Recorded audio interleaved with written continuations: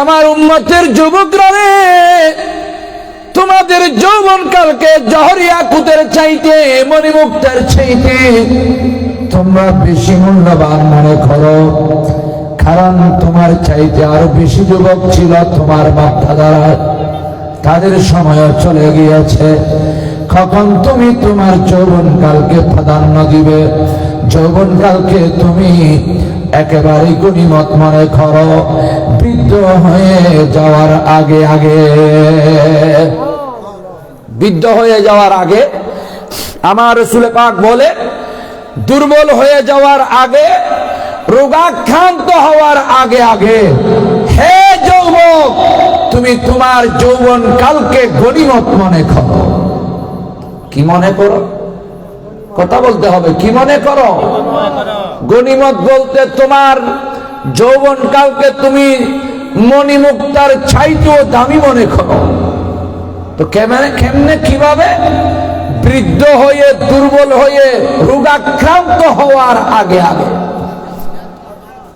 যারা মুরব্বী আছে, দেখা যায় মসজিদে এমন ভাবে নামাজ পড়ে, সিজদায় যাইলে রুকুতে যাইতে পারে না, রুকুতে যাইলে সিজদায় যাইতে পারে না। জবান খুলে বলেন ঠিক কিনা?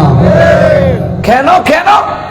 যে তারা কোমরে ব্যথা, পায়ে ব্যথা, শরীর দুর্বল, ঠিক কিনা বলেন না? সেজন্য আমার কামলিওয়ালা রাসূল পাক বলেন, হে আমার উম্মতের যুবকরা রে, যৌবনকালকে তুমি গনিমত মনে করো। ইয়া রাসূলুল্লাহ, কিভাবে আমরা কি উল্লাস করব?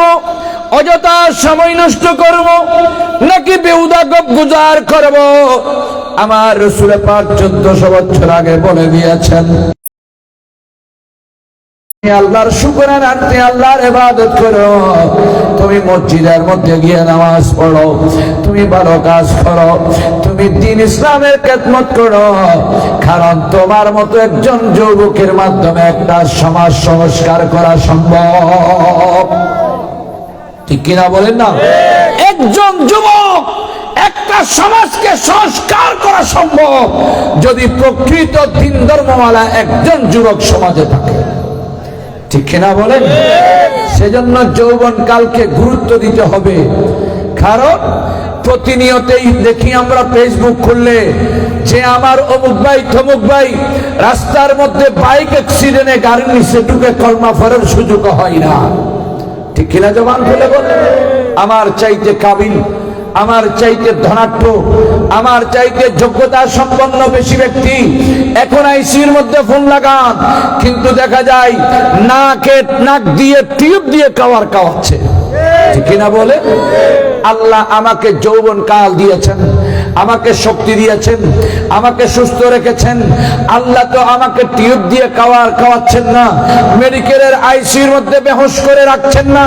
সেই আল্লাহর শুকর করতে হলে, হে যুবকরা রে, সত্যিকার তুমি যদি মুসলমানের জন্ম হইয়ে থাকো, তুমি মুসলমানের ঘরে জন্ম হয়ে থাকো, সত্যিকার যদি তুমি মুসলমান হয়ে থাকো, তোমার মধ্যে যদি আল্লাহর ভালোবাসা থাকে, আল্লাহর তাকওয়া থাকে, তোমার মধ্যে যদি আমার সরওয়ারে কায়নাত নবী মুহাম্মদুর রাসূলুল্লাহ সাল্লাল্লাহু আলাইহি ওয়াসাল্লামের যদি মুহাব্বত থাকে, ঘর ছেড়ে দাও সামান্য সময়ের জন্য, আরাম ছেড়ে দাও, কম্বল মেলে দিয়ে ফেলে দাও, তাড়াতাড়ি নবীর মাহফিলে চলে আসো, তোমার যৌবনের শুকরিয়া আদায় হয়ে যাবে, ঠিক কিনা বলে?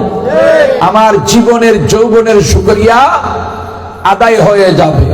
তো ওই বান্দার যৌবনের শুকরিয়া যদি আদায় করে, আল্লাহ খুশি হবে না বেজার হবে? জবান খুলে সবাই বলেন, খুশি হবে না বেজার হবে? কারণ যৌবন কালের ইবাদত আল্লাহর দরবারে বেশি বেশি কবুল হয়, ঠিক কিনা? জবান খুলে বলেন না? এক নাম্বার গেল। দুই নাম্বার হলো ওয়াসিহাতিকা ক্বাবলা সাকামিকা। আমার নবী বলেন, হে আমার উম্মতেরা রে, আল্লাহ তোমাকে সুস্থ রেখেছেন, সবল রেখেছেন, ঠিক কিনা? ঠিক কিনা?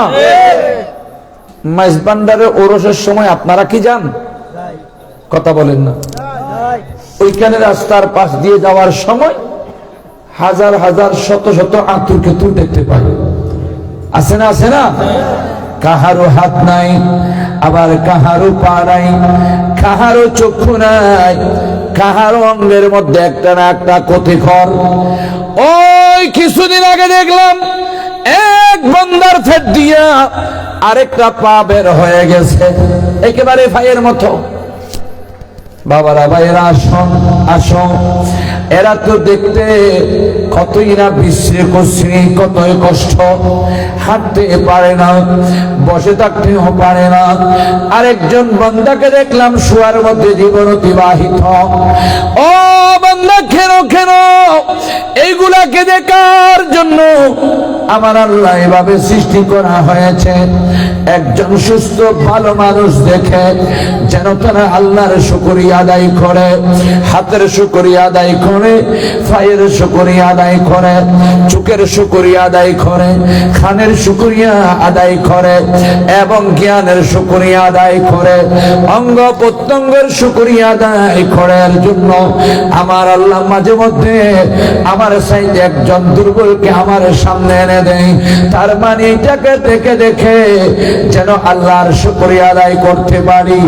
আল্লাহ, তুমি তো আমাকে এইভাবে ল্যাংড়া বানাইতে পারতা, আল্লাহ আমাকে আতুরকে তোর বানাইতে পারতা, আল্লাহ তুমি আমার হাত তিনটা বানাইতে পারতা, আল্লাহ পেটের দিয়ে থেকে আমাকে একটা পা বের করে দিতে পারতে, আল্লাহ তুমি আমার একটা পা ল্যাংড়া করে দিতে পারতে। আল্লাহ, তোমার দরবারে শুকরিয়া আদায় করছি। আল্লাহ, ঘরের মধ্যে কম্বলের আরামের কম্বল ছিল, আল্লাহ কম্বলটা ছেড়ে দিলাম, আরামটা ছেড়ে দিলাম। ওলি আল্লাহর মাহফিলে এসে আমার অঙ্গ প্রত্যঙ্গের শুকরিয়া আদায় করলাম। ঠিক কিনা বলেন না? কার শুকরিয়া আদায় করি? জোরে বলেন, কার শুকরিয়া? ইয়া রাসূলুল্লাহ, শুধু নাম শুনি কানে, বলেন ইয়া রাসূলুল্লাহ, শুধু নাম শুনি কানে।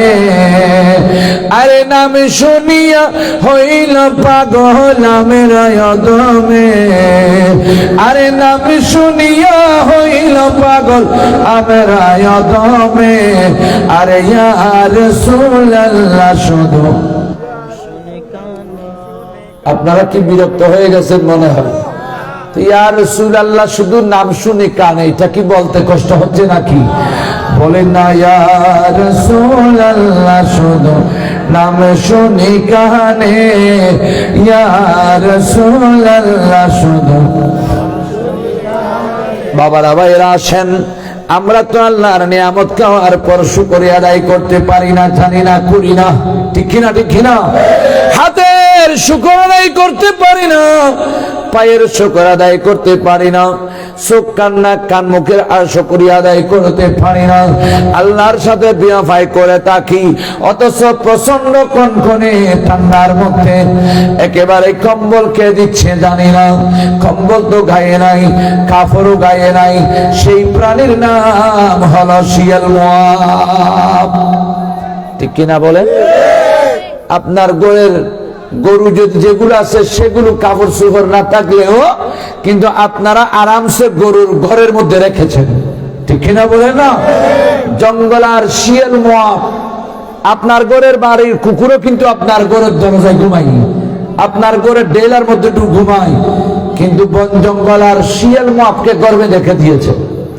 কোন ঘরবাড়ি আছে? শিয়াল মুয়াবের কোন ঘরবাড়ি আছে?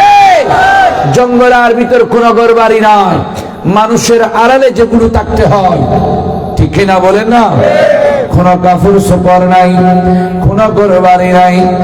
ওই আমেরিকার দুবাই, ফ্রান্স, সৌদি আরব, জার্মান, জাহানের কোন কম্বল নেই, আরামের কোন বিছানা নাই, কিন্তু গভীর রাত যখন হতো, আমরা ছোটবেলায় তখন শুনতাম আমাদের বাড়ির জঙ্গলের থেকে বের হওয়া শিয়ালের আওয়াজ, আক্কাহু আক্কাহু, ঠিক কিনা বলেন বান্দা?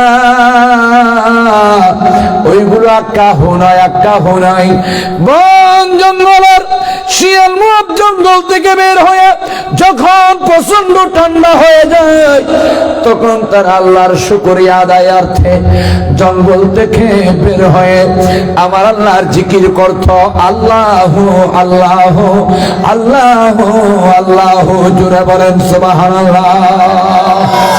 বন জঙ্গলের পশু পাখি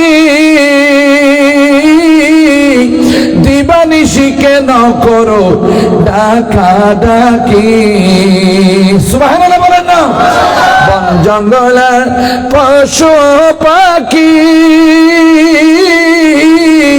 দিবানিশি কেন করো ডাকা ডাকি, আরে জঙ্গলাতে বৈশা বুঝি দেখছ নবীরে, জঙ্গলাতে বৈশা বুঝি দেখছ নবীরে, ও ইয়া রাসূলুল্লাহ শুধু নাম শুনি কানে বলেন ইয়া, আরে নাম শুনিয়া হইল পাগল আমের আয়দমে, আরে নাম শুনিয়া হইল পাগল আমের আয়দমে, ও ইয়া রাসূলুল্লাহ শুধু সালাতুনিয়া। এরকম করে কেন বাবা, কতক্ষণ ফরফর বন্ধ হয়ে যায়? নসিমা ঝা নবী বুদহা গুজর কো জিয়াহওয়াল মুস্তাফারা খবর কোন সালাতুনিয়া।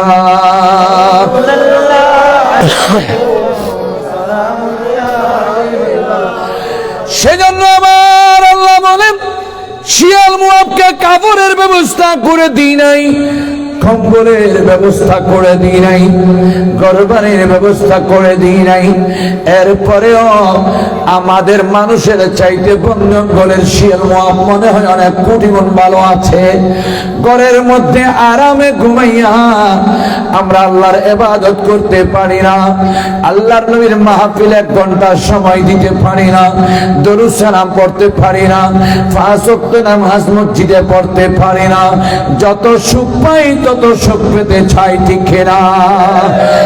আর বন জঙ্গল আর পশু পাখিদের কথা যুবকরা একটু খেয়াল করে দেখো, তাদের কোনো কাপড় সুফর নাই, তাদের কোনো ঘরবাড়ি নাই, তাদের কোনো খানা ফিনাও নাই, আছে আছে ঘরের মধ্যে কত আরামে খাবার খায়, আল্লাহ খাওয়াচ্ছেন, কিন্তু বন জঙ্গল আর পশু পাখিকে তো কেউ খাবার দিচ্ছে না। আমার আল্লাহর নিয়ামত না পাওয়ার পরেও একেবারে কাপড় সুফর নাই, ঘরবাড়ি না থাকা সত্ত্বেও ওই বন জঙ্গলের পশু পাখি শিয়াল মুআব আমার আল্লাহর জিকির করা শুরু করে, আমার আল্লাহর জিকির করতে থাকে। গভীর রাত হলে দেখা যায় আমাদের চাইতে বন জঙ্গল আর পশু পাখি কোটি গুণ ভালো আছে, ঠিক না? দেখে না? কারণ যাদের খেয়ে আমার আল্লাহর আওয়াজ শোনার পর ঘর থেকে বের করতে পারে না, আমার নবীর দরুদ সালামের মোহাব্বতে বের করতে পারে না, দ্বীন ইসলামের আহ্বানে ঘর থেকে বের করতে পারে না, আউলিয়া ইকরামদের মা মোহাব্বতে ঘর থেকে বের করতে পারে না, আমি মনে করি আমাদের চাইতে পশু পাখি ভালো আছে, ঠিক কিনা বলেন না? শিয়াল মুআবকে কেউ খাবার দেয়? আপনারা কি রাত্রে হলে ঘর থেকে রান্না বান্না করে খাবার দিয়ে আসেন? নয় নয়, খাবার দিচ্ছেন তিনি কে? আরো জোরে বলেন, তিনি কে? কিন্তু আমাদের মতো পেট ভরেও খাইতে পারছে না, ঠিক কিনা বলেন না? এরপরেও যখন জঙ্গলা থেকে বের হয়ে হঠাৎ মানুষের সামনে পড়ে যায়, আমাদেরকে সম্মান করে, লুকানোর চেষ্টা করে, ঠিক কিনা বলেন না? কেননা মানব জাতি শ্রেষ্ঠ জাতি। পশু পাখিরাও জানে যে যে আমার আল্লাহ মানব জাতিকে শ্রেষ্ঠ জাতি বানিয়েছেন। কোন জাতি? আমরা কোন জাতি? শ্রেষ্ঠ জাতি। মানব জাতিকে শ্রেষ্ঠ জাতি হিসাবে আল্লাহ প্রেরণ করেছেন। আল্লাহ কি রকম শ্রেষ্ঠ জাতি? আল্লাহ বলেন তোমাকে তো সুন্দর করে বানাইলাম, তোমার মতো আর বেশি সুন্দর কোন প্রাণীকে বানাই নাই। ঠিক কিনা? ঠিক কিনা? কোন প্রাণীকে বানাই নাই। আল্লাহ কিভাবে আমাদেরকে তো সুন্দর করে বানাইলেন। আল্লাহ বলেন বান্দা তোমার শরীরের দিকে একটু তাকাও, হাত কত সুন্দর করে বানাইয়া দিলাম, পা কত সুন্দর করে বানাইয়া দিলাম, নাক কত সুন্দর করে বানাইয়া দিলাম, চক্ষু কত সুন্দর করে বানাইয়া দিলাম, কানটা কত সুন্দর করে বানাইয়া দিলাম। তোমাকে একটু সুন্দর একটা জ্ঞান দিয়ে আমি আল্লাহ তোমাকে পৃথিবীর জমিনে পাঠাইলাম। তোমার চাইতে আর বেশি সুন্দর আর কোন প্রাণীকে বানাইয়া পাঠাই নাই। সেই জন্য আমার আল্লাহ বলেন লাকাদ খালাকনাল ইনসানা ফি আহসানি তাকওয়িম। বান্দা তোমাকে তো সুন্দর করে বানাইলাম, কোন প্রাণীকে বানাই নাই। অন্যান্য প্রাণীর মাথার মধ্যে শিং লাগাইয়া দিলাম, এবং হাতির নাক একটা তো লম্বা করে বানাইয়া দিলাম, এবং খানগুলো বড় বড় করে বানাইয়া দিলাম, এবং গরু ছাগলের পিছনে একটা লেজ লাগাইয়া দিলাম। ঠিক কিনা? ঠিক কিনা?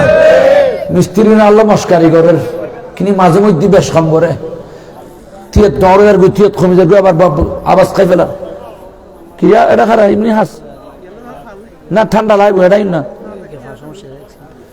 একটু টোন বাড়াইয়া দেন, একটু জোরে সোরে হাসে বিরাবি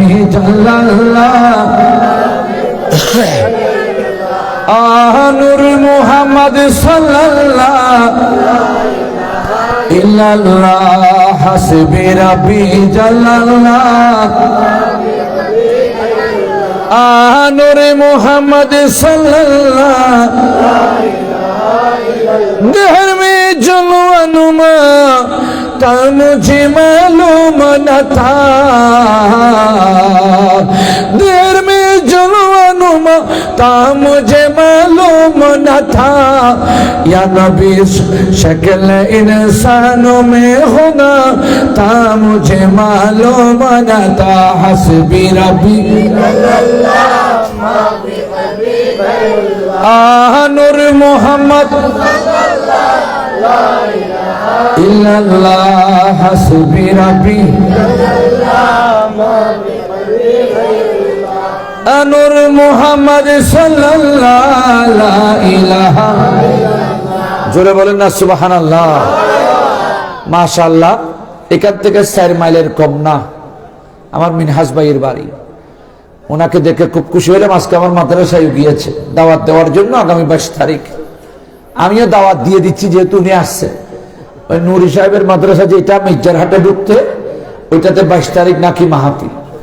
আমার আসার খুব আগ্রহ ছিল, এই কারণে যে মিনহাজ ভাইয়ের সাথে আমার ওই 100 টাকা ফিসের সময় ছিল না, ওই সময়ের বন্ধুত্ব আমি ওইখানেও মাহফিল করে ওনার মাধ্যমে দাওয়াত নিয়ে 100 টাকা দিয়ে রাত্রে তাকে যাইতাম।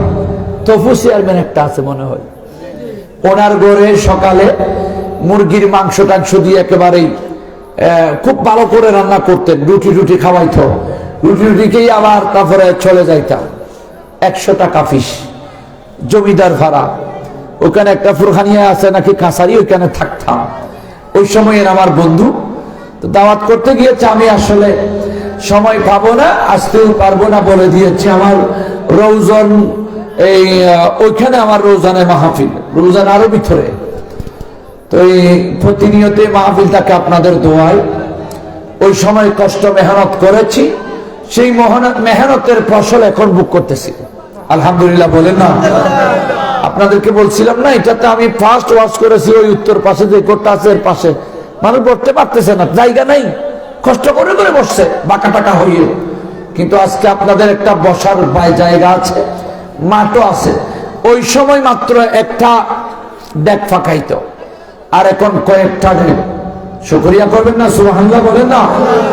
তো যাক, আসলে অনেক দেরি হয়ে যাবে, আমি সংক্ষেপের মধ্যে এসে যাই।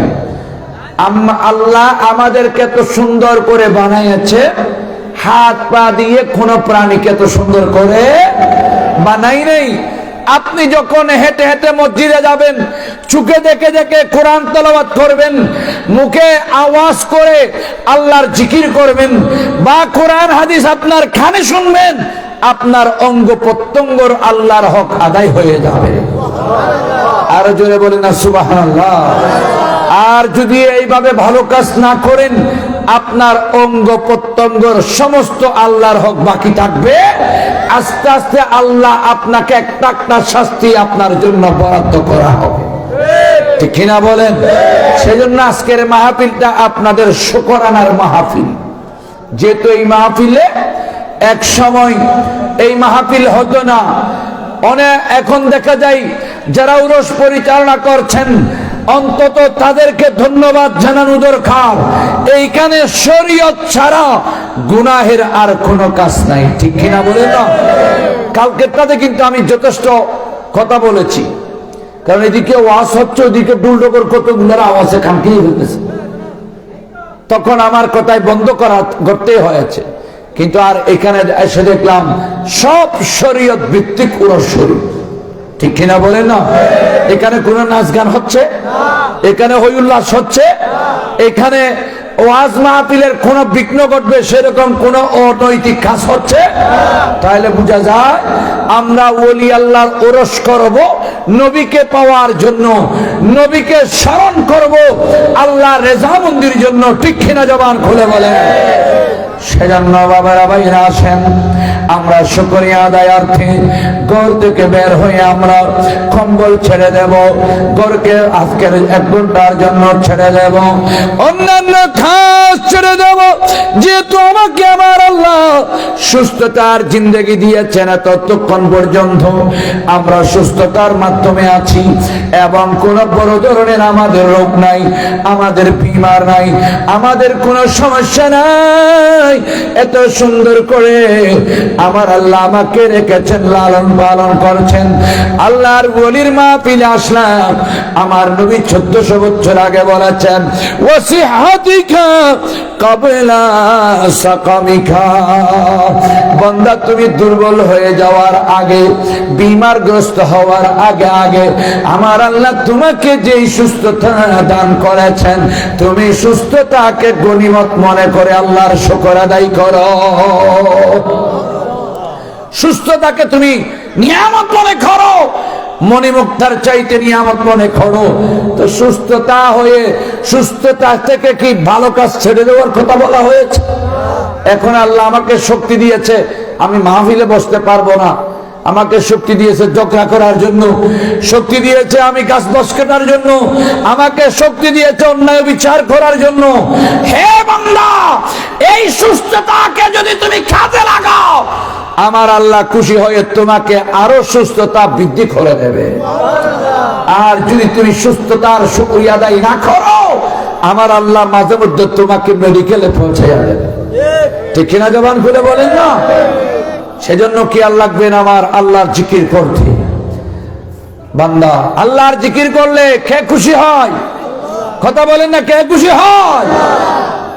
সুবহানাল্লাহ, আলহামদুলিল্লাহ, লা ইলাহা ইল্লাল্লাহ।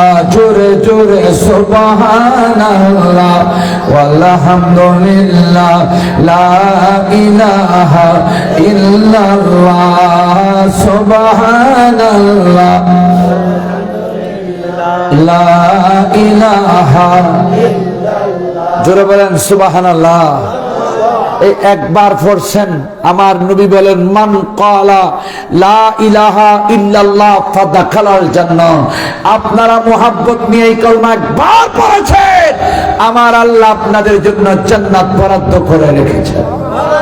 জোরে বলুন না সুবহানাল্লাহ। সেজন্য জান্নাতের বাগানে মানুষকে পাওয়া যাবে না, কারণ মানুষ আছে দুনিয়ার পাগল, নবীর পাগল নয়। এমনি সবাই মুসলমান, ঠিক কিনা বলেন না? সেজন্য 1400 বছর আগে আমার নবী বলে গিয়েছেন, তুমি এখন সুস্থতা আছো, সেটাকে গনিমত মনে করে এই সুস্থতাকে তুমি কাজে লাগাও। যেইখানে সওয়াবের কাজ, যেইখানে ভালো কাজ, যেইখানে আল্লাহর ইবাদত, যেইখানে নবীর দরুদ সালাম, সেইখানে যাও। সেইখানে গিয়ে তুমি আল্লাহর শুকরিয়া আদায় করে তোমার সুস্থতার শুকরিয়া আদায় করো। কয়টা গেল? দুইটা। কয়টা গেল? পাঁচটা জিনিসকে গনিমত মনে করার মধ্যে এখন কয়টা গেল?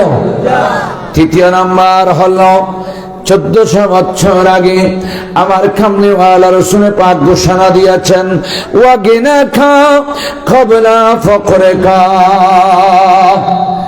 হে আমাদের সমাজের ধনাঢ্য ব্যক্তিরা, ডর মানুষের, শোনো শোনো, 1400 বছর আগে আমার নবী বলে গিয়েছেন, ধন দৌলত দিয়েছেন আমাদেরকে কে? একটু জবান খুলেন না। ধন দৌলত দিয়েছেন কে? ঘরবাড়ি দিয়েছেন কে? জায়গা জমিন দিয়েছেন কে? ধনাঢ্য ব্যক্তি করেছেন আমাকে কে? আমার নবী বলেন, আমার উম্মতেরা রে, আল্লাহ তোমাকে ধন দৌলত দিয়েছেন, ঘরবাড়ি দিয়েছেন, জায়গা জমিন দিয়েছেন, টাকা পয়সা দিয়েছেন, আর্থসার্থ দিয়েছেন।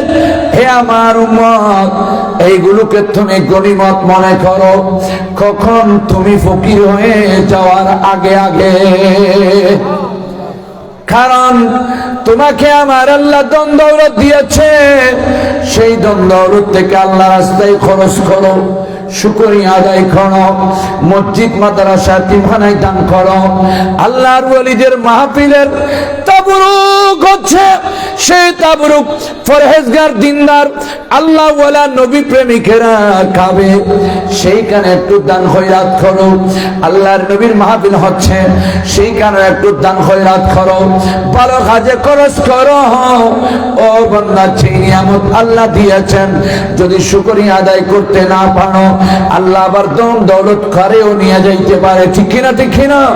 সেজন্য আমার নবী বলেছেন, বান্দা তোমাকে আমার আল্লাহ ধন দৌলত দিয়েছেন, ঘরবাড়ি দিয়েছেন, জায়গা জমিনের মালিক বানায়া দিয়েছেন, ওইখান থেকে একটা অংশ হলেও আল্লাহর দরবারে আল্লাহর রাস্তায় খরচ করেন। বান্দা, এইগুলোকে তুমি ঘরবাড়ি, জায়গা জমিন, আত্মস্বার্থ, টাকা পয়সাকে তুমি গনিমত মনে করো, আল্লাহ তোমাকে ফকির বানার আগে আগে। অনেক সমাজের মধ্যে দেখা যাচ্ছে, এরা এক সময়, ওই সময় যখন অভাব ছিল দেশে, তখন কোটি কোটি টাকার মালিক ধনাঢ্য ব্যক্তি ছিল। ঠিক কিনা বলেন না? ওরা তো চলে গেছে, জায়গা জমিন জুড়াইয়া দিয়ে নাতি ফতিরা এখন বিক্রি করে করে খাচ্ছে। ঠিক কিনা বলেন? কেন? তার মানে তাদের বাপ দাদারা হয়তো আল্লাহ রাস্তায় খরচ করে শুকরিয়া আদায় করে নাই। সেজন্য আমার রাসূল পাক 1400 বছর আগে বলে গিয়েছেন, হে আমার উম্মতেরা, তোমাকে আল্লাহ আবার ধান দিয়ে ফকির বানাবে, ফতের ভিখারি বানাইতে পারে। ফতের ভিখারি হওয়ার আগে আগে আমার আল্লাহর দেওয়া ধন সম্পদ, ঘরবাড়ি, জায়গা জমিন, আত্মস্বার্থ, টাকা পয়সা থেকে তুমি সৎ কাজের মধ্যে খরচ করে আমার আল্লাহর শুকরিয়া আদায় করে গনিমত মনে করো। আরে জোরে বলেন না সুবহানাল্লাহ। ঠিক কিনা বলেন না? কয়টা নম্বর গেল? 3টা গেল। এগুলোকে গনিমত মনে করতে হবে, ধন দৌলতকে। আবার গনিমত মনে করে একেবারে গোলার দান গোলায় রাখে দিবেন, ব্যাংকের টাকা ব্যাংকে রাখে দিবেন, বিলের জায়গা বিলে রাখে দিবেন। ঠিক কিনা বলেন না? সেরকম না, ওখান থেকে কিছু দিন ইসলামের পক্ষে খরচ করেন, আমার আল্লাহ আপনার ধন দৌলতকে শুকরিয়ার কারণে আরো বৃদ্ধি করে দেবে। একটু জোরে বলবেন না সুবহানাল্লাহ। বাবারা ভাইরা, আসেন 6 নাম্বার, ওয়া হায়াতাকা ক্বাবলা মাউতিকা। হে আমার উম্মত, তোমার হায়াতকে তুমি গনিমত মনে করো, হায়াতকে মূল্যায়ন করো, হায়াতের শুকরিয়া আদায় করো, যেন তোমাকে আমার আল্লাহ মত না দেয়। আজরাইল ফেরেশতা সারা গাগে তুমি তোমার হায়াতকে গনিমত মনে করো। আল্লাহর নবী কিভাবে গনিমত মনে করব? বলে তোমার হায়াত নিয়ে, এই হায়াতকে তোমার আল্লাহ দিয়েছেন, ঠিক কিনা বলেন? মায়ের গর্ভ থেকে যখন দুনিয়ায় আসলাম, এমন সময় আমি এক বিগত ছিলাম, এক বিগত থেকে হইলাম এক হাত, এক হাত থেকে হইলাম 2 হাত, এরপরে 3 হাত, 3.5 হাত। আমাকে লম্বা করে মোটা সোটা করে আমার আল্লাহ লালন পালন করে বড় করেছেন। আমরা মনে করি মা বাবা লালন পালন করে বড় করেছেন, কিন্তু দেখা যায় নয়। মা বাবার দায়িত্ব পালন করেছেন, মাধ্যম করেছেন মা বাবাকে, কিন্তু মা বাবাকে মাধ্যম করে হাকিকতান লালন পালন করেছেন আমার আল্লাহ। ঠিক কিনা বলেন না? আগামী কয়েক মাস পর কোরবানি আসবে, গরু ছাগল জবাই করা হবে, ঠিক কিনা বলেন না? ইব্রাহিম আলাইহিস সালাম থেকে কোরবানি পেয়েছি। ইব্রাহিম আলাইহিস সালামের বিবি 2 জন ছিলেন আমাদের মা, একজন ছিল বিবি হাজারা, আর একজন ছিল বিবি সাহারা আলাইহিমাস সালাম। ওইখানে ঘরের মধ্যে একটু হতিনের ছিল, এটা অনেক লম্বা ইতিহাস, বুঝার জন্য বলছি। যে আপনারা হয়তো আবার বলবেন মা বাবাই লালন পালন করেছেন, হুজুর এসে বলে গেছে আল্লাহ লালন পালন করছে।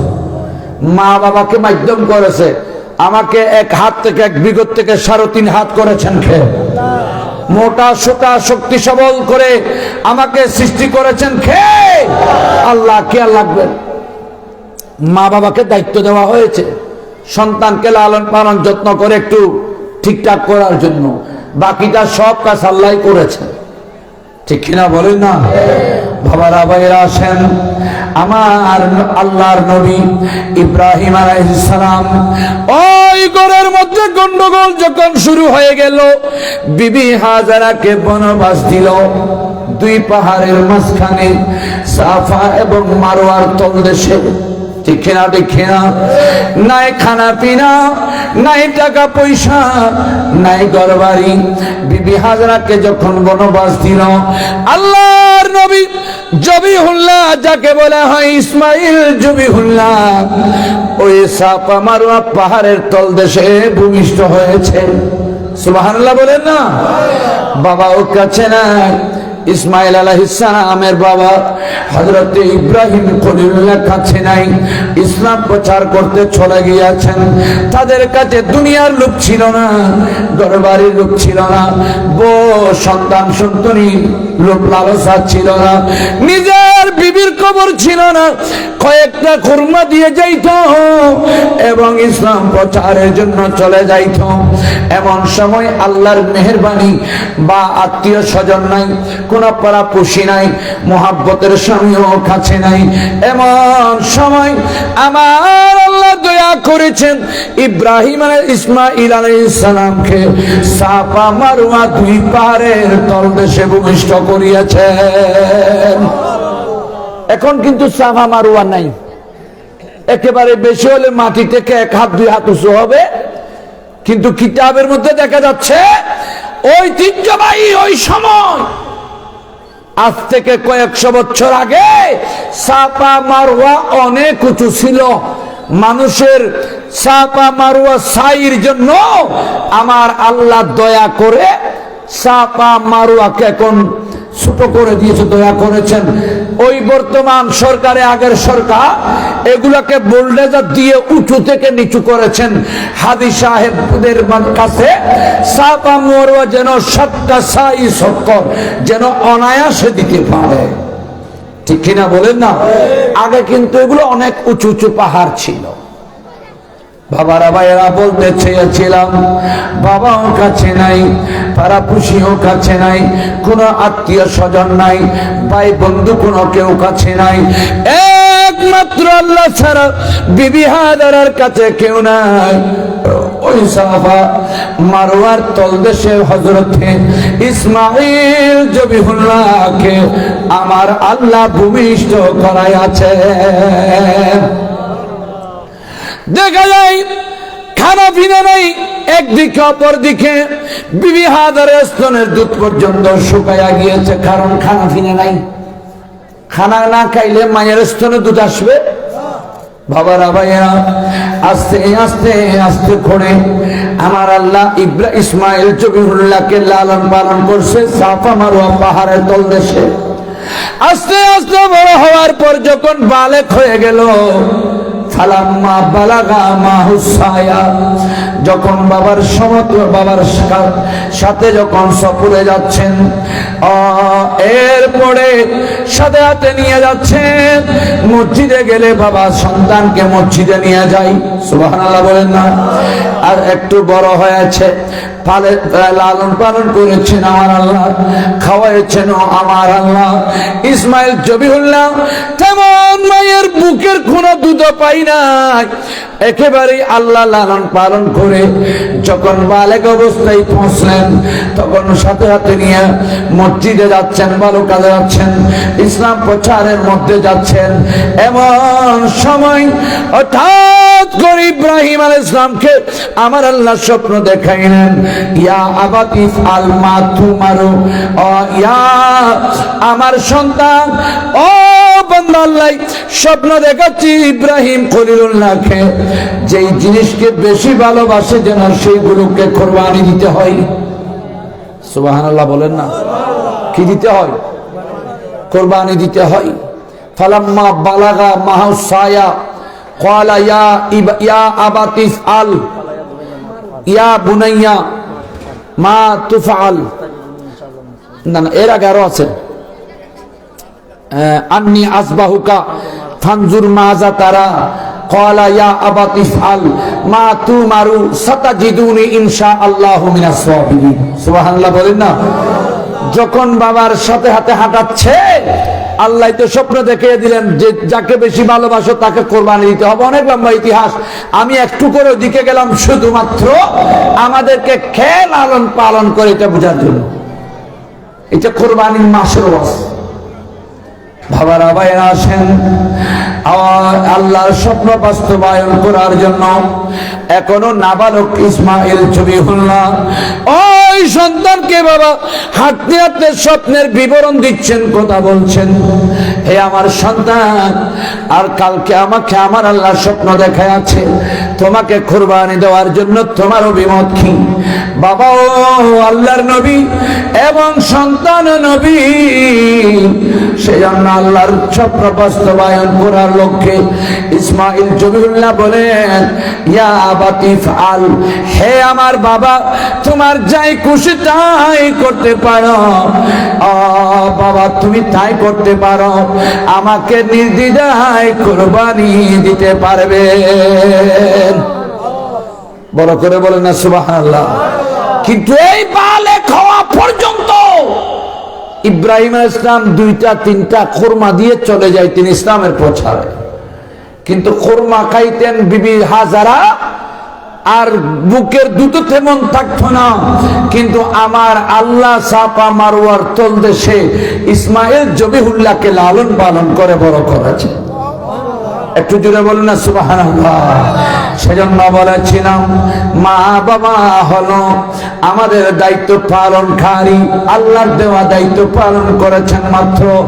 কিন্তু দেখা যায় আমার আল্লাহ আমাদেরকে লালন পালন করতেছেন, আমাদেরকে সব সময় রক্ষণাবেক্ষণ করছেন, আমাদেরকে বিপদগ্রস্ত করছেন না। সেজন্য 1400 বছর আগে আমার নবী স্পষ্ট করে দিয়েছেন, হে আমার উম্মতেরা রে, ওয়া হায়াতাকা ক্বাবলা মাউতিকা, তোমার একটা হায়াত একটা মওত, দুইটা নিয়ামত বরাদ্দ করা হয়েছে। তোমার হায়াত দিলাম 60-70-80 বছর, ঠিক আছে, কিন্তু কখন আজরাইল আসে তুমি জানো না। কারণ আজরাইলকে আমি বলেছিলাম, আজরাইল প্রত্যেকটা বান্দার ঘরে দরজায় দরজায় ডেলি 100 বার ধরনা দিবা, যেন মানুষের রূহ কবজ করতে পারো। আদারাইল তুমি মানুষের কাছে 100 বার যাইবা দৈনিক, তাহলে বোঝা যায়। সেজন্য আমরা বলি যে মানুষের মতের কোনো স্টেশন নেই, নির্দিষ্ট কোনো ঠাঁই নাই। আমার কাছে আজরাইল আজকেও আসতে পারে। যেমন আপনাদের এই পশ্চিমে হয়তো পুরাতন বাড়ি, সুন্দরপুরে গিয়ে করছে জাহাঙ্গীর, মৌলানা জাহাঙ্গীর। আমার খুব খুব আমার সাথে ওটা বসে অনেকবার হয়েছে। হঠাৎ করে আজকে ফেসবুক যখন খুললাম, দেখতেছি ভালো মানুষ ইন্তেকালের খবর। সেজন্য আমার নবী 1400 বছর আগে বলেছেন, ওয়া হায়াতাকা ক্বাবলা মাউতিকা, তোমার হায়াতকে তুমি গনিমত মনে করো, তোমার কাছে আজরাইল মওত আসার আগে আগে। তো এই হায়াত নিয়ে কি আমি করে ঘুমাবো? মাহফিল হচ্ছে, উরুস শরীফ হচ্ছে শরীয়ত মোতাবেক, তো আমি কি এই ওয়াজ না শুনে, দামি কথাবার্তা না শুনে, কোরআন হাদিস না শুনে, আল্লাহর তাকওয়া অর্জন না করে অযথা সময় নষ্ট করে যদি হায়াতটাকে অতিবাহিত করে থাকি, আল্লাহ আপনার জন্য মওতকে বরাদ্দ করে রেখেছেন। কখন আল্লাহ টান দেবে, কখন ডাক দিবে, কখন আজরে ডাকে ফতে ঘাটে ইন্তেকাল হয়ে যাইতে হয়। সেজন্য আমার নবী বলেন, বান্দা তোমার কাছে আজরাইল আসার আগে আগে তুমি একটা কাজ করো, তোমার হায়াতকে গনিমত মনে করো। ঠিক কিনা বলেন না? হায়াতকে মূল্যায়ন করবেন। আজকের একটা সময় সুস্থতার পেয়েছেন, সেই হায়াতটা যদি রাতের বেলা হয়, গভীর রাতে তাহাজ্জুদ নামাজ পড়ে আল্লাহর দরবারে হাত উঠাবেন। আল্লাহ বলে, যারা গভীর রাত উঠে মানুষ যখন ঘুমায়, আমার ইবাদত করে রুকু সিজদা করে যখন আমার কাছে হাত উঠাইয়া দেয়, তখন আমি গভীর রাত সপ্তম, ষষ্ঠ, পঞ্চম, চতুর্থ, তৃতীয় সব আসমান ত্যাগ করে আমি প্রথম আসমানে বান্দার হাজত পূর্ণ করার লক্ষ্যে আমি প্রথম আসমানে এসে যাই। আরো জোরে বলেন না সুবহানাল্লাহ। গভীর রাত উঠে ঘরে হোক, মসজিদে হোক, তাহাজ্জুদ নামাজের চেষ্টা করবেন। আপনার এই হায়াতের গনিমত হিসাবে আপনার পক্ষ থেকে শুকরিয়া আদায় হয়ে যাবে। দিনের বেলায় মসজিদে 5 ওয়াক্ত নামাজ পড়বেন, মানুষের ক্ষতি করার চেষ্টা করবেন না, হিংসা বিদ্বেষ করার চেষ্টা করবেন না, মানুষের একেবারে জমিনের সীমা টেলার চেষ্টা করবেন না। অনেকেই দেখা যায় যখন দান ঢুকার সময় আসে, এদিক থেকে কাটতে কাটতে এদিকে আসে, এদিক থেকে কাটতে কাটতে এদিকে আসে, একেবারেই আইলটাকে ফুলসেরাত বানাইয়া ফেলে। ঠিক কিনা বলেন না? আমার নবী বলেন, যেই বান্দা কোন বান্দার 1 ইঞ্চি জায়গা অন্যায়ভাবে হরণ করেছে, অন্যায়ভাবে কত দখল করেছে, কিয়ামতের ময়দানে উহুদের পার পরিমাণ 10টা পাহাড় আপনার 2 কাঁধে ঝুলাইয়া দেওয়া হবে। হাঁটো এবার। মানুষের জায়গা ঠেলাঠেলি করে মানুষের হককে সোজে, হাদিস শরীফ, খেয়াল রাখবেন। সেজন্য মানুষের 1 ইঞ্চির জন্য 10টা উহুদের ফার খাঁদে নেওয়ার চেষ্টা করবেন না। হায়াতকে গনিমত মনে করবেন। আপনি এই হায়াতের মধ্যে ভালো কাজ করবেন, ভালো আমল করবেন, ভালো উপদেশ দেবেন, আমার আল্লাহ আপনার হায়াতকে বৃদ্ধি করে দেবেন। ওয়ায়াজিদু ফিল উমরে ইল্লাল বিররু। আমার নবী 1400 বছর আগে হাদিস শরীফের মধ্যে বলেছে, হে বান্দা, তোমার হায়াত যদি বৃদ্ধি করতে চাও, তাহলে তুমি বেশি বেশি পুণ্যের কাজ করো, সওয়াবের কাজ করো। জোরে বলেন না সুবহানাল্লাহ। বর্তমান মানুষ হায়াত কম পাচ্ছে কেন? তার মানে তার কাছে আমার নবীর নিদর্শন মানামানি নাই, আমার আল্লাহর হুকুম মানামানি নাই। সেই জন্য মানুষ সকালে ভালো, রাত্রে ইন্তেকাল, রাত্রে ভালো, সকালে ইন্তেকাল। ঠিক কিনা জবান করে বলে? খেয়াল করবেন, নবীর কথা আমরা মানি না, নবীকে ভালোবাসি, মুখে বলি ভালোবাসি, অন্তরে কিচ্ছু নাই। যদি থাকতো আজকে উরুস শরীফে তাবরুকের ব্যবস্থাও হয়েছে। এলাকা কি ছোট? আমি জানি এখানে অনেক ঘর আছে। সবাই যদি আসে কমপক্ষে 300-400 মানুষ হতো। ঠিক কিনা বলেন না? খেয়াল রাখবেন, আমার আল্লাহ ছাড়ে দেয় কিন্তু ছাড়ে না। ঠিক কিনা বলেন না? খেয়াল রাখবেন, সব জিনিসকে মূল্যায়ন করবেন। আমার নবীর দরুদ সালাম করবেন, আল্লাহর জিকির করবেন, 5 ওয়াক্ত নামাজ পড়বেন, আমার আল্লাহ আপনাকে দামি বানাইয়া দেবে। ওয়ালা ইয়াজিদু ফিল উমরে ইল্লাল বিররু, নবী বলেছেন সওয়াবের কাজ ছাড়া তোমার হায়াত বৃদ্ধি পাবে না। বেশি বেশি কি করতে হবে? সওয়াবের কাজ করতে হবে। সেজন্য আগেকার অনেক মানুষ দেখেছি বলে হুজুর এর বয়স 110 বছর, 115 বছর, ঠিক কিনা বলেন না? কেন? যেমন আমার একটা দাদি ছিল 115 বছর পর মারা গিয়েছেন, কিন্তু উনি তাহাজ্জুদ নামাজ, ইশরাকের নামাজ, আওয়াবিন নামাজ, হিফজুল ঈমানের নামাজ, উম্মুল কজা নামাজ একটাও বাকি রাখতো না। পড়তো প্রতি মাসে, প্রতি সালে লাস্টে ফার্স্টে মধ্যে রোজা পালন করতেন, বৃহস্পতি শুক্রবার রোজা রাখতেন।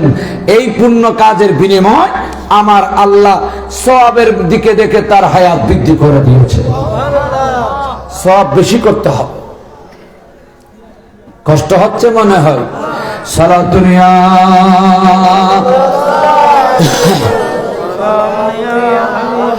পঞ্চম নম্বর হলো ওয়াফাকা ওয়াফারাগা খা কবলা শুগুলে খা। আমার নবী বলেন, ও বন্ধু তুমি অবসরে যাবে, সেই জন্য তুমি কর্মজীবীকে কর্মকে তুমি গনিমত মনে করো। আল্লাহ তোমাকে এমন অবসরে নিয়ে যাবে, হাত পা লাগতে চাইলেও পারবে না, কাজকর্ম করতে চাইলেও পারবে না।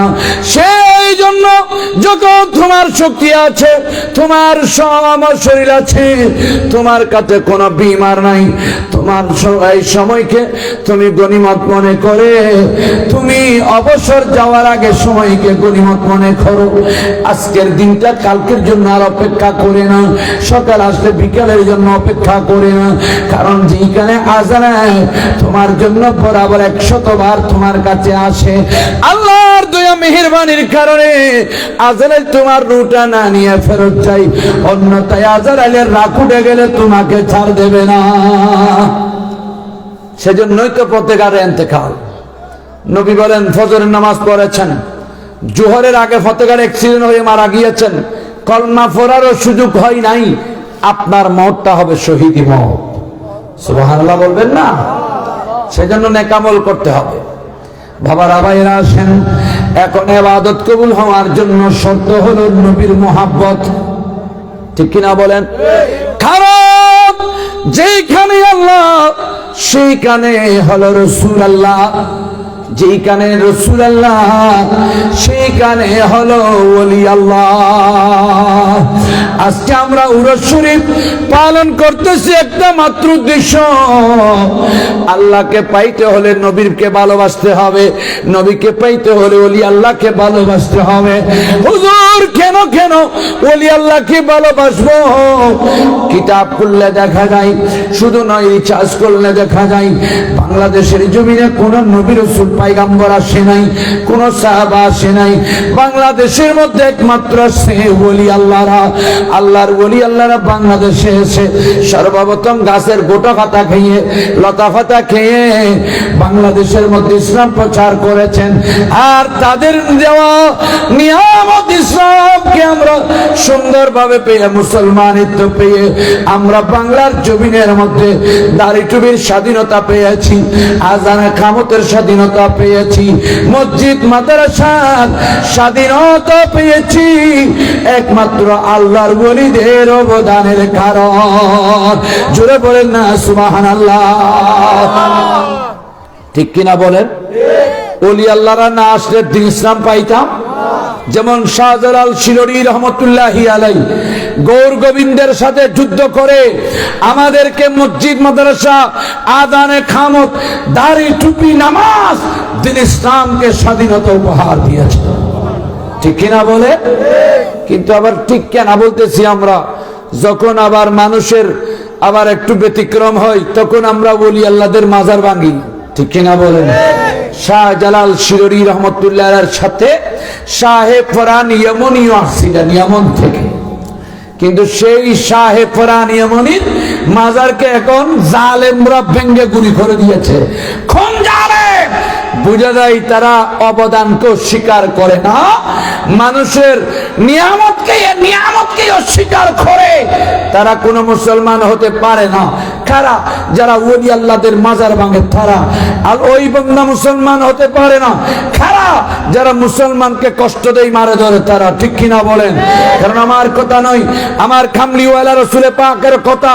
আমার নবী বলেন, আল মুসলিমুন মান সালিমাল মুসলিমুন মিন লিসানিহি ওয়া ইয়াদিহি। আমার নবী বলেন, মুসলমান ওই ব্যক্তিকে বলা হয় যার জবান আর হাত থেকে অন্য মুসলমান নিরাপদ। ওই বান্দা মুসলমান হতে পারে না যার জবান থেকে, যার হাত থেকে অন্য মুসলমান নিরাপদ থাকতে পারে না। সে মুসলমান হতে পারে না। যারা মাদার ভাঙছে লেবাসদারি মুসলমান, হাকিকতান মুসলমান নয়। ঠিক কিনা বলেন? যার মাধ্যমে ইমান ইসলাম পেয়েছি, মুসলমানিত্ব পেয়েছি, সেই ওলি আল্লাহর মাজারে কি দোষ করেছে? আর বান্দাইও যদি করে তাকে, আপনি বান্দাকে বুঝান হেদায়েতের মালিককে। আল্লাহ হয়তো হেদায়েত করতে পারে, মারার ক্ষমতা তো আল্লাহ আপনাকে দেয় নাই। দুইজন মানুষ নাকি মারাও গিয়েছিল, কয়েকটা মাজার ভেঙেছে। হ্যাঁ, আমরা বন্ডদের পক্ষে নয়, যারা বন্ডামি করছে তাদের পক্ষে আপনারা অ্যাকশনে যান, কিন্তু মারার ক্ষমতা আপনাকে আল্লাহ দেয় নাই। একটা মশাও মারতে চিন্তা করে মারতে হবে। আইয়ুব আলাইহিস সালামের সমস্ত শরীরের মধ্যে ফুঁকে জড়িত করে দিয়েছিল। ঠিক কিনা হুজুর? আইয়ুব আলাইহিস সালামের খাইতে খাইতে ফুঁকে শরীরকে মাকড়ের জাল বানিয়েছে। এবার মুখে লাগছে, এবং মুখ থেকে হঠাৎ করে একদিন দেখা যায় 2-3টা ফুঁক। লেদা ফুঁকিও বাজি, লেদা ফুঁক নছিল। খাইতে খাইতে লেদা ফুঁকাবা দালি বানাই। এবার আর মুখুল লাগি জিয়ান দিয়ে আর খোদারে ডাকে। খোদাই এভাবে পরীক্ষা লই নবী তুম নিয়ামত আর আরে দিয়ে আর নবী তুল পরীক্ষা নলই। ঘরের জবরে সুর এখনো মানুষ উঠিতে পারে। তোর 1400 বছর আগে খেন উঠি আর নবী আবু বকর সিদ্দিক করে লইয়ে রে আপনি হরে ফারি রে। এত তো কিছু আসিল, এখন তো কিছু কিছু উড়িবার ব্যবস্থা হই। এরপরেও মানুষ উড়ান সম্ভব ন। পাকিস্তান নল ফারি তারা ফার বনত খাবিল, কিন্তু নিশুতুন দেখা যাচ্ছে ফার্মর কুরো আছে। ফার্মর কুরো এই যে গুঁড়ো গুঁড়ো সাদা কি দেখা যায় এলাকা দূর চলে সনবাদ 4.5 মাইল উর্মিকে একটু নারায়ণার ঝেড়ে রে। তো 1400 বছর আগে আমার নবী কেমন উঠেছে? বাবারা ভাইয়েরা আসেন, আমার নবী ইসলাম প্রচারের জন্য কষ্ট করেছেন। সেই কষ্টের নিয়ামত আমার আল্লাহ আমাদের নবীর উম্মতদেরকে দান করেছেন নবীর উসিলায়। আল্লাহর ওলিরা বাংলার জমিনের মধ্যে এসে কষ্ট করে ঈমান ইসলামের স্বাধীনতা দিয়েছেন, দাড়ি টুপির স্বাধীনতা দিয়েছেন, আজানে কামতের স্বাধীনতা দিয়েছেন।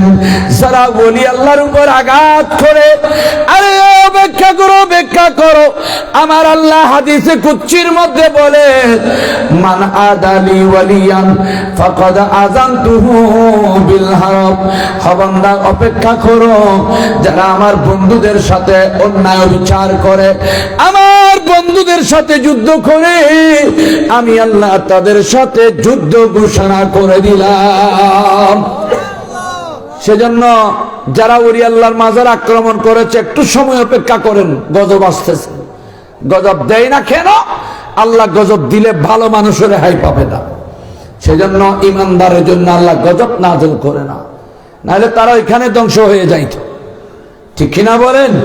আবার অন্যান্য জায়গায় বুলডোজার দিয়েছে যেন ওলি আল্লাহদের মাজারকে ভাঙচুর করে দেয়। যখন মাজারের উপরে ভাঙে তুলছে 70, 80, 100, 150, 200 বছর আগে কবর যেমনি ভাবে দিয়েছে কবরে তেমনি ভাবে পাওয়া গিয়েছে। ফেসবুকের মধ্যে এগুলো ভাইরাল হয়, যারা ফেসবুক চালান আপনারা দেখেন। কারণ আল্লাহর ওলি যারা সত্যিকার, তারা কবরের মধ্যে মরে না, তারা কবরে জিন্দা। একটু আওয়াজ দিয়ে বলেন না সুবহানাল্লাহ। ঠিক কিনা বলেন না? বাবারা আসেন, ওলি কাকে বলে? ওলির ডিফিনিশন কি? আল্লামা তাফতাজানি রাহমাতুল্লাহ আলাইহি ওই দাদানী রহমতুল্লাহের কিতাব শরহে আকাইদুন নসবির মধ্যে উনি স্পষ্ট করে দিয়েছেন, ওলির ডেফিনেশন দিচ্ছেন, আল ওয়ালিয়ু ওয়াল আরিফু বিল্লাহি ওয়া সিফাতিহি হাসবি মা ইউমকিনুল মাওয়াজিবা লিতাআতি ওয়া মুজতানিবা লিল মাসি। আল্লাহর ওলি ওয়াকে বলা হয় ইবাদত করতে করতে, রিয়াজত করতে করতে, আল্লাহকে ডাকতে ডাকতে, গুনাহ মাফ চাইতে চাইতে, আল্লাহর বান্দার বান্দা থাকে না, আল্লাহর বান্দা আল্লাহর বন্ধু হয়ে যায়, আল্লাহর কাছে চলে যায়, আল্লাহ বান্দার কাছে এসে যায়, পরিশেষে বান্দা কার বান্দা রাখে না, বান্দাকে আমার আল্লাহ একটা বন্ধুর সার্টিফিকেট দিয়া ফেলায়, ওনাকে বলা হয় আল্লাহর ওলি। অর্থাৎ ওলি আল্লাহ, তার মানে আল্লাহর বন্ধু। জোরে বলেন না সুবহানাল্লাহ। কার বন্ধু? কার বন্ধু? আল্লাহর বন্ধু। সুতরাং আল্লাহর বন্ধুদের সাথে দুশ্মনী নাই, আছে? আল্লাহর বন্ধুদের সাথে দুশ্মনী আছে। তো দুশ্মনী করছে কেন? তার মানে তারা আল্লাহর উপরে ভরসা রাখে না, ঠিক কিনা বলেন? বেঈমান ছাড়া কেউ এই কাজ করতে পারে না। বাবারা ভাইয়েরা আসেন, আয়াতে করিমা তেলাওয়াত করেছি, আইয়ুহাল্লাযীনা আমানুত্তাকুল্লাহ ওয়া কুনু মা'আস সাদিকিন। আল্লাহ ঈমানদারদেরকে ডাক দিয়ে বলেন, হে ঈমানদার গণেরা, আমার আশিকরা, শোনো শোনো, তোমরা ঈমান আনার পর তোমরা তাকওয়া অর্জন করো, আমি আল্লাহকে ভয় করো। যদি আমি আল্লাহকে ভয় করো, তাহলে তোমরা নেককার সালেহীন আমার বন্ধুদের সোহবতে যাও, ওলি আল্লাহর সোহবতে যাও। সোহবতে সালে তোরা সালে খুনত, ঠিক আছে না বাজে? সোহবত এত বড় নিয়ামত, সোহবতের কারণে মানুষ দামি হয়, সোহবতের কারণে মানুষ বেদামিও হয়, ঠিক কিনা বলেন? যেমন মদার গাছ আছে না, আছে না? কথা হন না বাজি? দু তিন জনের মাথা আর্গুন বই থেকে বললে কি যে টর ভাই, তো প্রতিদিন তো হন, আজ কি দেরি করি হন না। সারা দুনিয়া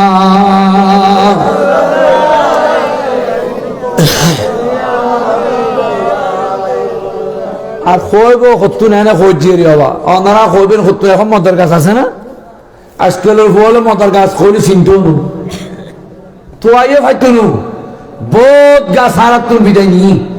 কবরস্থানের কারণ গাছ এখন আছে না, কারণ গাছত 10খান ওষুধ আছে, কিন্তু এখন নাই, আছে না? রবা খস খাজুলিয়ে গিয়ে আর মা বইন হলো আর আত্মান পরিষ্কার করি, দুই তুলে আগা ভাঙি, দুই ফুড়া লই ফেনা করিয়ে আতর লাগাই দিই, দুই একদিন লাগাই দিয়ে খস খাজুলি দেয় ও শূন্য গালর সামনি দেখি দাঁতর বিশুলাই একবারে খাইবার খানা পিনে সামনি যাতে কারণ গাছর খস লইয়ে ফেনা করি দাঁতের দলি দিয়ে কতন বাদে খুলি করছি, একবার গুজি, দুইবার গুজি, একদিন, দুই দিন, তিন দিন, এক কমারের সামনে বিদেয় গিয়ে ওষুধ ওষুধ। আল্লাহর সৃষ্টির এক এক লতা ফাতা গাছ গাছালির মধ্যে আল্লাহর শ্রেষ্ঠ নিয়ামত নিহিত আছে।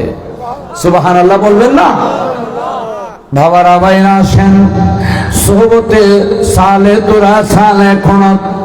ও দুনিয়ার মুসলমানেরা শোনো শোনো, মদার গাছ একটা বেদামি গাছ, বাজারের মধ্যে বিক্রি করা হয় না, টাল দিয়ে রাখলেও বেচা হয় না, কেউ ঘরের মধ্যে হাঙ্গানোর জন্য কিনে নেয় না। কিন্তু মদার গাছ যেহেতু বেদামি, আল্লাহ দরবারে ফরিয়াদ করেছেন খেদে খেদে, আল্লাহ আমি বেদামি কেউ একেবারে আগুন জ্বালার জন্য কেউ নেই না, আমাকে কেউ ক্রয় করে না, টাল দিয়ে রাখলেও বিক্রি হয় না, বেদামি অবস্থায় পড়ে থাকি। আল্লাহ সমস্ত গাছকে তুমি দামি বানাইয়াছ, আল্লাহ আমাকে তুমি দামি বানাইয়া, দামি না বানাইয়া বেদামি বানাইয়াছ, আল্লাহ আমাকে দামি হওয়ার ব্যবস্থা করে দাও। আল্লাহ আমি তো তোমার নবীকে ভালোবাসি। ভালোবাসি, গাছপালায়ও নবীকে ভালোবাসে, সেরকম অনেক প্রমাণ। ওই গাছের ফরিয়াদ আমার আল্লাহ কবুল করে ওই মাদার গাছকে দামি বানানোর একটা মাধ্যম করে দিয়েছেন। তোমাকে আমি একটা জিনিসের সৌবতে নিয়ে দিলাম, তুমি মাদার গাছ, একমাত্র তোমাকে মানুষের রিয়াল বানাবে, রিয়াল বানাইয়া আমার 30 পারা কোরআনের সোহবতে ডাকে দেবে।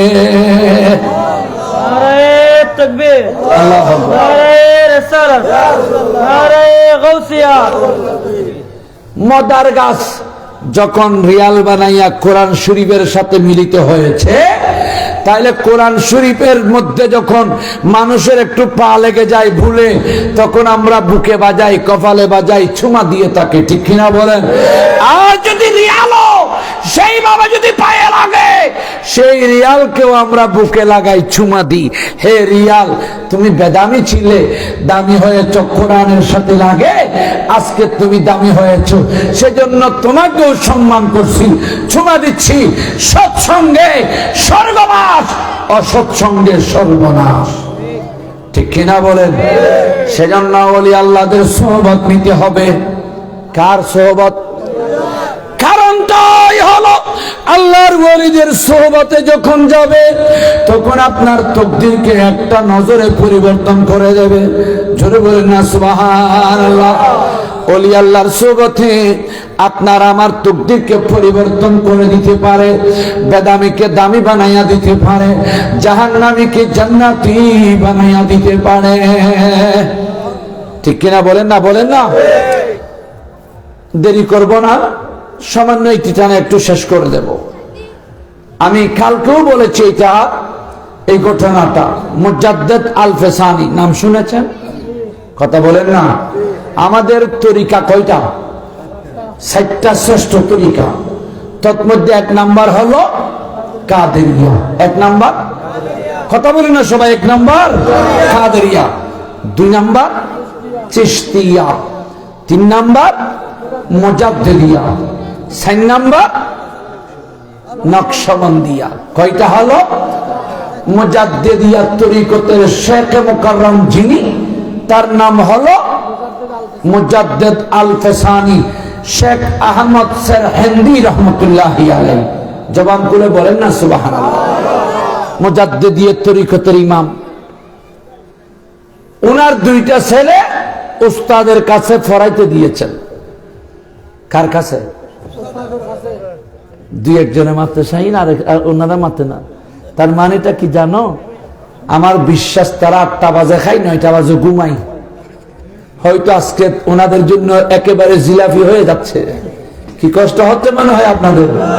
হ্যাঁ, একটু সবাই কথা বললে একটু খুশি লাগে, কারণ আমি আপনাদের এই সন্তান। এখন তো আর দেখছি মানুষ হাঁটতেছে না, একটু সামনে টানেননি? দর্শী করবেন, একটু সামনে আসেন। আল্লাহুম্মা সাল্লি আলা সাইয়্যিদিনা মাওলানা মুহাম্মদ ওয়া আলা আলি সাইয়্যিদিনা যার লাগিয়া কান্দে মরি, সেই তো সোনার মদিনা, কবরে হাসরে পাইবে মদিনায় যার ঠিকানা। আল্লাহুম্মা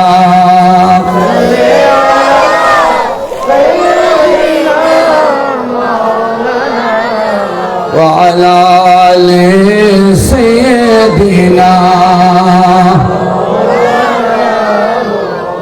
বাবারা, মুজাদ্দেদ আল ফেসানি রাহমাতুল্লাহি আলাইহি উনার 2 সন্তানকে উস্তাদের কাছে পড়তে দিলেন। একদিন মুজাদ্দেদ আল ফেসানি উনি ওনার সন্তানকে আনতে গেলেন মক্তব থেকে। আনার সময় সন্তানদেরকে বললেন, বাবা একটি কাজ করো, কালকে থেকে তোমাদের উস্তাদের কাছে তোমরা পড়বা না। উস্তাদের কাছে পড়বা না? বাবা কেন?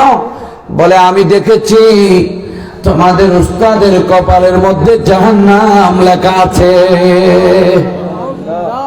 নাউজুবিল্লাহ বলবেন না? উস্তাদের কপালে কি লেখা? জাহান্নাম লেখা। বাবা তোমরা কাল থেকে জাহান্নাম উস্তাদের কাছে আর পড়িও না। ওই সন্তানেরা বুদ্ধিমতী, ওই সন্তানেরা বলেন বাবা তাহলে আমরা একটা প্রশ্ন করব, আপনাকে উত্তর দিতে হবে।